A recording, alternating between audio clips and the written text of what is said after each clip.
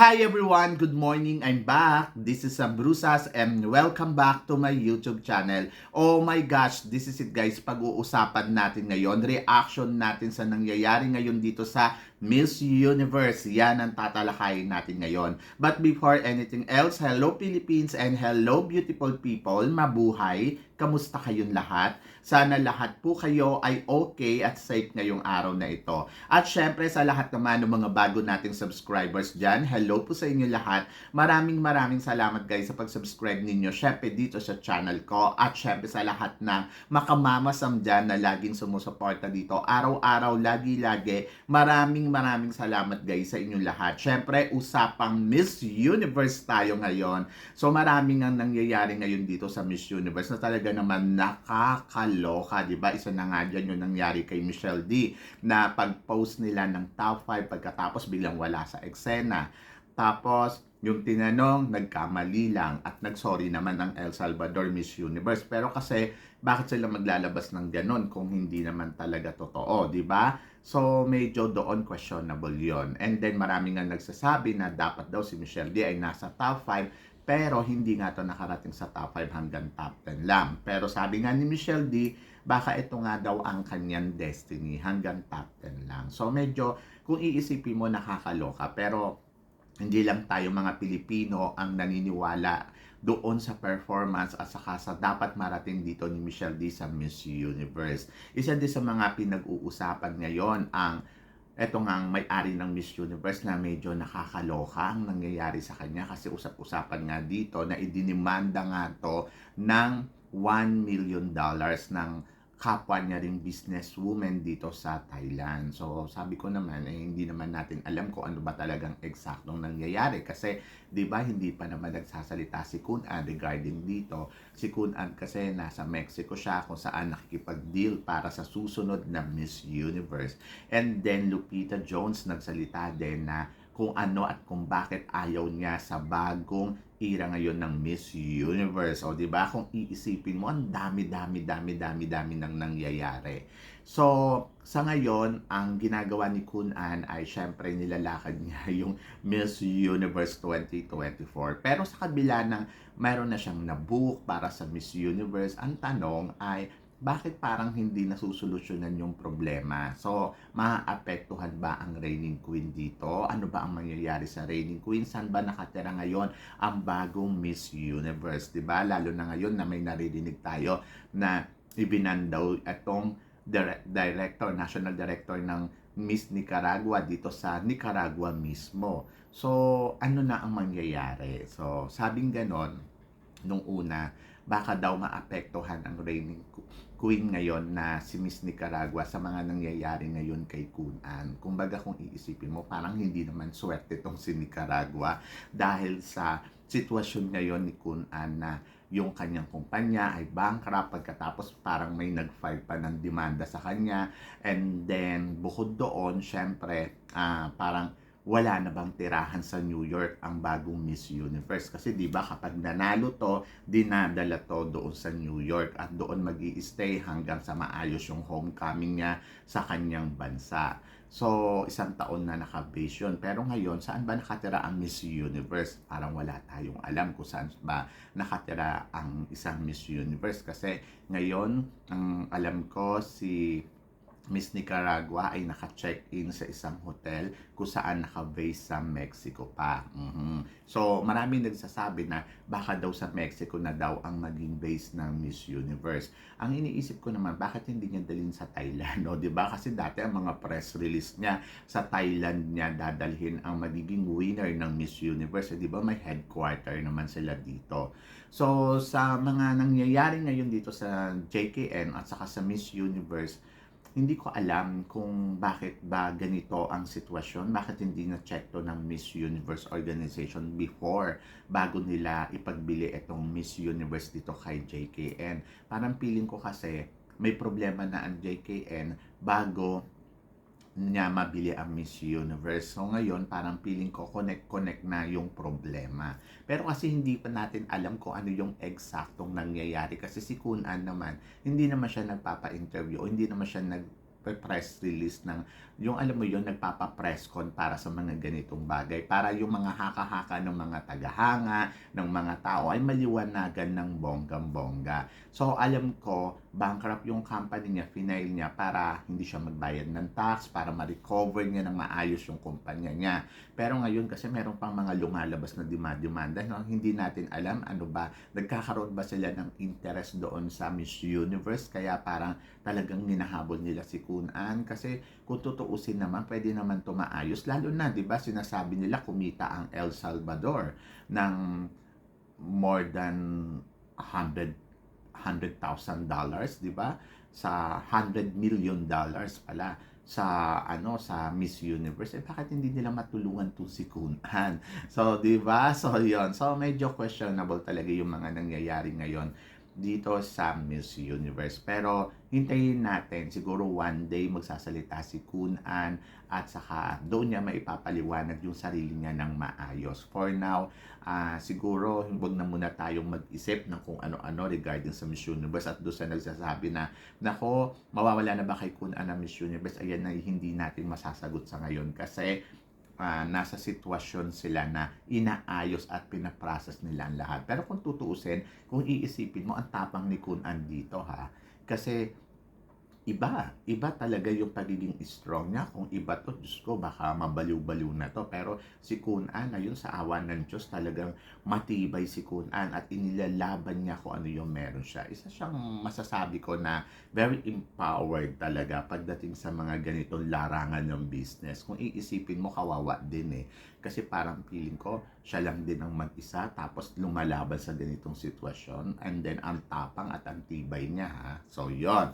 And then, abangan natin kung paano, saan patutungo itong Miss Universe sa pamamahala ni Miss Kun An. At tingnan natin in the future kung gaano tatagal, kung aabot ba to ng 25 years, katulad nila Paulo Sugar na sobrang tagal, hinawakan ng Miss Universe, kung darating ba to sa dulo ng 100 years, 'di ba? So, abangan natin 'yan. So, Lupita Jones nagsalita regarding dito sa Miss Universe. So, inayawan niya na daw ang Miss Universe at wala na daw tiwala si Lupita Jones mula doon sa kanyang interview na nabasa ko na sinabi nga ni Lupita Jones na ang inayawan niya talaga sa Miss Universe yung mga pagbabago, yung pagpasok ng transgender, hindi siya hindi siya agree doon. Kasi ang iniisip niya, dapat daw ang pageant ng Miss Universe ay para sa Miss Universe lang. Tapos naloka din si Lupita Jones nang pinasukan ang Miss Universe ng married woman. So, hindi niya rin gusto yon. Kasi para sa kanya, Miss Universe is a Miss Universe. Ito ay para sa babae at para sa single woman lamang. At ang pinaka-inayawan niya talaga yung no age limit. So, yon medyo doon naloka siya kasi parang yon, pag 40 years old, pwede pa sumali sa Miss Universe. Iba naman ang binibigay daw na energy ng 18 years old to 24 years old sa isang 40 years old. So, parang sinasabi niya na sobrang overage na.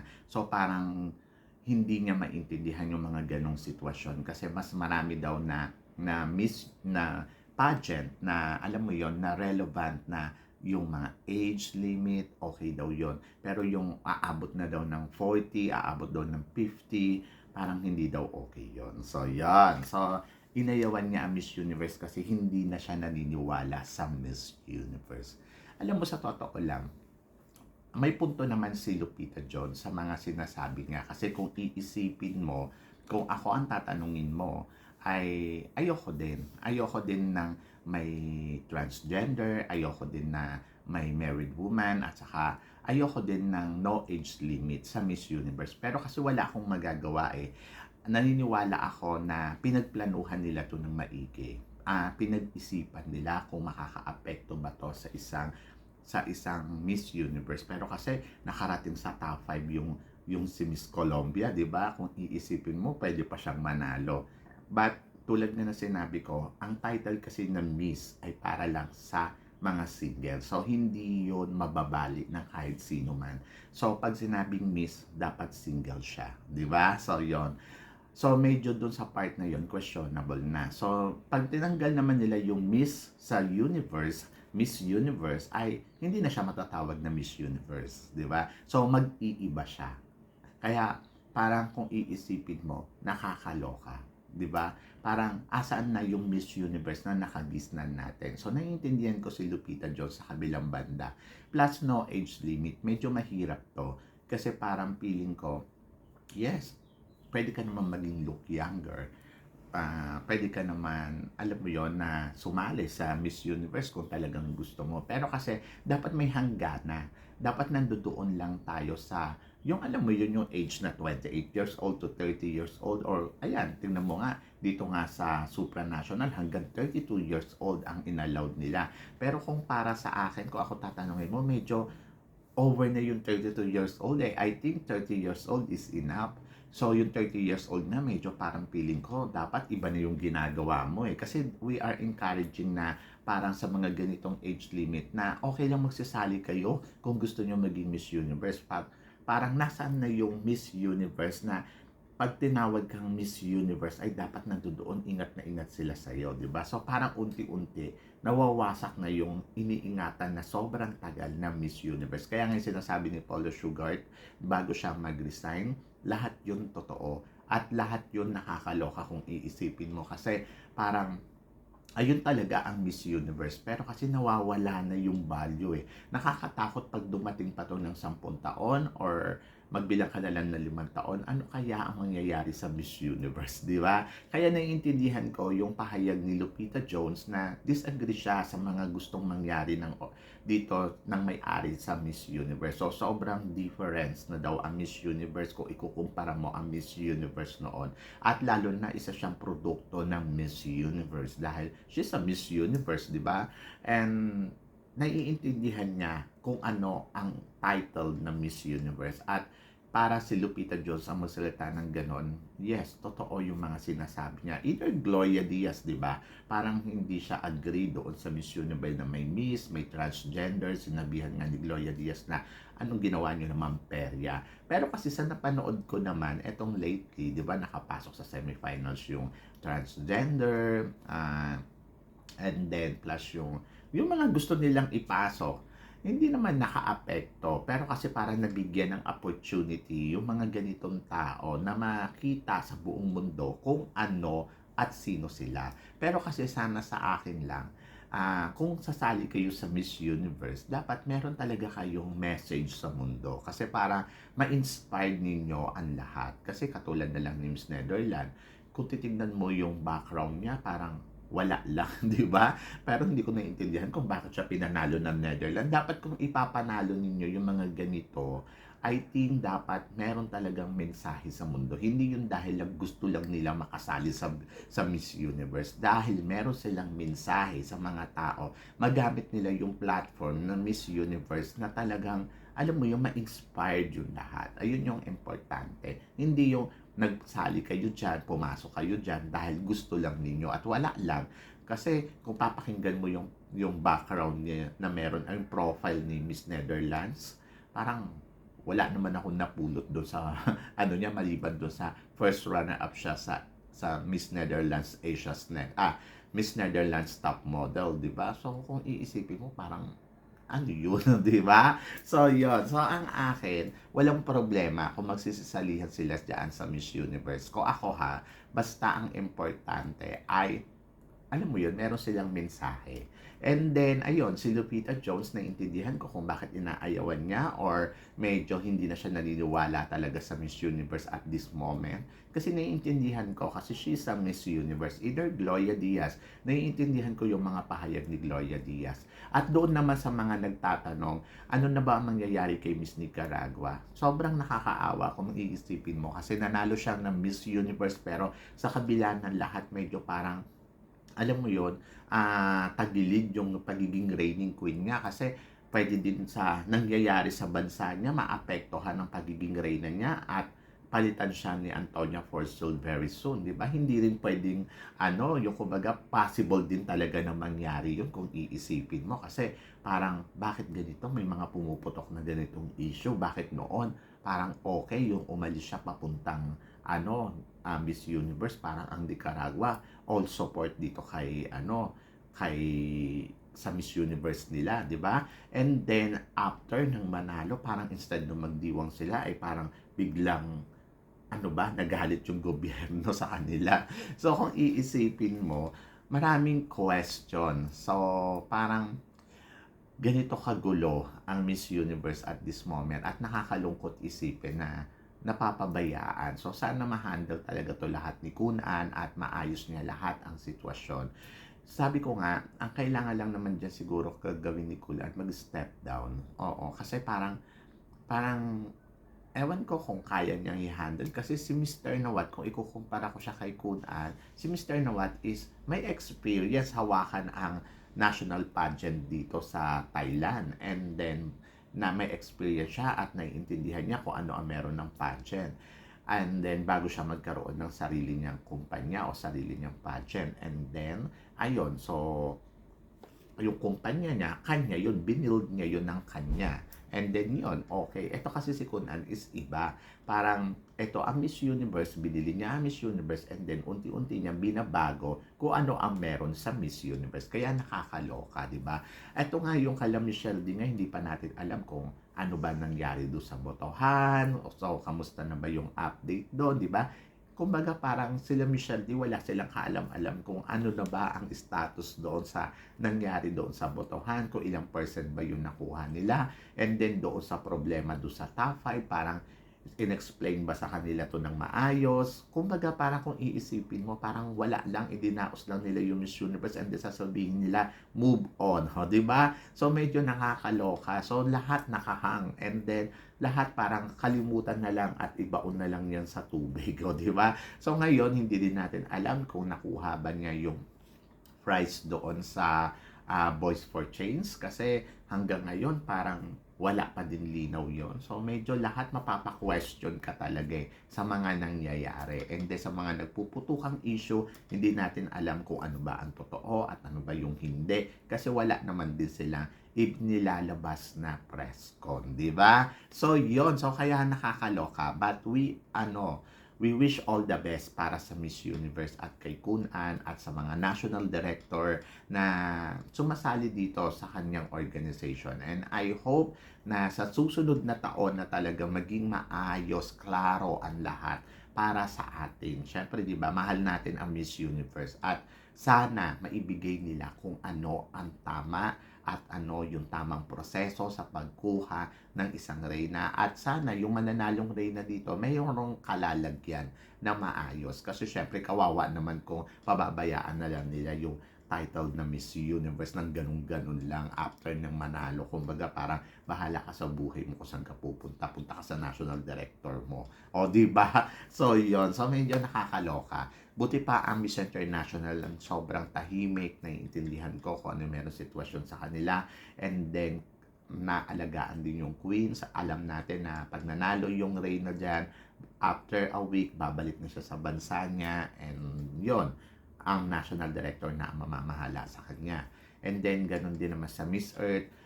Inaalagaan ng Miss Earth, mag-i-stay sa Pilipinas, kung sino yung mananalo Miss Earth. So, maayos. And then, sa supranational naman, parang ganun din.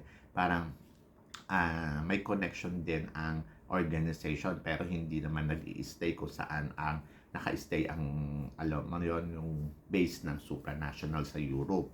And then, ang Miss Grand naman, ayun, pagkatapos mong manalo ng Miss Grand, syempre, nandito ka sa Thailand. So, tutulong ka kay Mr. Nawat para sa kanyang business. O, di ba? So, at least, klaro, alam mo kung saan patutungo. Ang Miss Universe ngayon, hindi natin alam kung ano na ang mga nangyayari. Dati alam natin na mag-stay sa New York ng 1 year, and then kung may mga program, ayun, aalis ng bansa. So, malinaw yon. Pero ito kasi ngayon nangyayari dito sa Miss Universe, wala linaw. At sa kabilang banda, pilit ko naman iniintindi. Kasi syempre, nasa bad situation nga, syempre, yung may-ari ng organization. Kaya, dapat din natin i-consider yon para sa kanya, di ba? So yun guys, kayo guys, ano guys ang masasabi ninyo dito sa mga tinatalakay natin ngayon? Kayo ba ay medyo natatakot o naalarma din sa mangyayari sa in the future sa Miss Universe. So please comment below para at least malaman ko naman kung ano ang chika mo dito sa mga pinag-uusapan natin ngayon. So yun guys, maraming salamat syempre sa inyo lahat sa walang sawang suporta na binibigay ninyo dito sa channel ko. At sa mga hindi pa po nakaka-subscribe dyan, please don't forget to click like and subscribe my channel at i-click nyo na rin po ang notification bell para lagi kayong updated sa aking mga chika. Sabi ng ganon, always keep smiling and always think positive. Walang imposible sa itaas, manalig lang tayo sa kanya. Kaya guys, hanggang dito na lang. Huwag nyo pong kalimutan i-like ang ating video today. Hanggang sa muli nating chikahan. See you tomorrow. Thank you, guys.